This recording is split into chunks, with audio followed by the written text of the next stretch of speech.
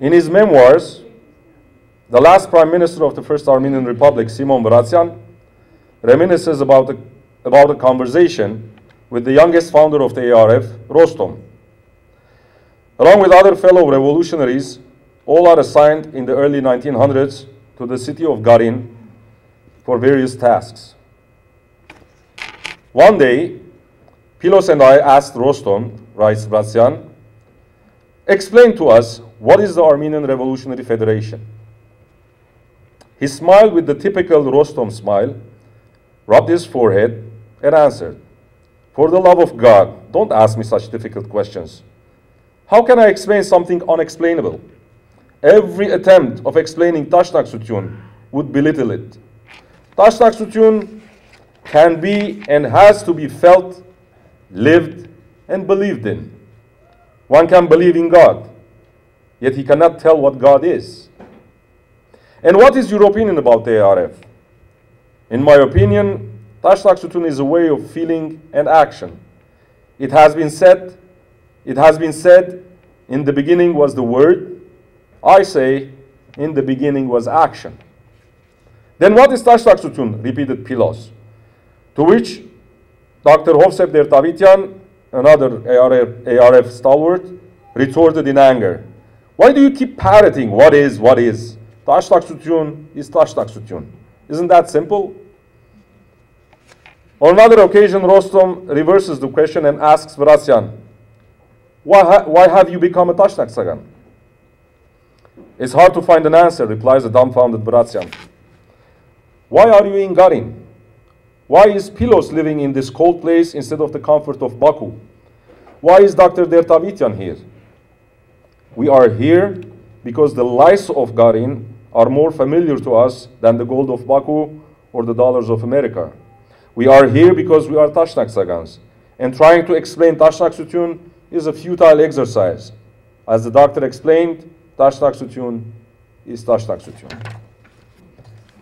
I refer to this anecdote not necessarily to dwell on the existential connotations of the question, but as an example of how deep, yet a simple mindset is the Tashnak Sagan approach. As you can attest, there are no philosophical fireworks in Rostom's words, just feeling, living, and acting upon an unexplainable faith in our people and our homeland, no matter how difficult the task or how dark the horizons. An ever-present mindset linked to the healthiest vein of our history, that cannot accept the fate which tyrants dictate, that can find the power within to tear down all the imperial maps and create an Armenia that was nowhere to be seen in the past 900 years. And finally, that can transform a simple peasant or a teacher into a mythical hero, that can shatter the cowering psychology of former slaves and create an army of liberation that's bold enough to raise arms against three empires. But one does not need to go far back to revolutionary times to encounter the capabilities of such a mindset and unconditional devotion to a cause. Growing up as a child in war-torn Lebanon, I never imagined that the legendary figures of Gevor Çavuş, Toro, or Serop Ahbur would resurface in our immediate vicinity in the transformation of our fathers, uncles, neighbors, or elders. Tashnak Sütun led them, and they took upon themselves to ensure the security of the Armenian districts. We realized then that Tashnak Sütun was not frozen in its heroic and mystifying past, but it lives on. It is us, as simple as that. It is not always that the conditions crown the work and life of Tashnak Sagans with the laurels reserved for heroes.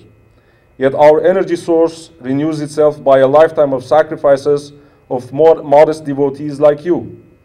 That is heroic enough for me. The path of our dreams has been paved with such footsteps. That is the Tashnak Sagan way. That is the way that went against all odds and kept the ideal of an independent Armenia alive.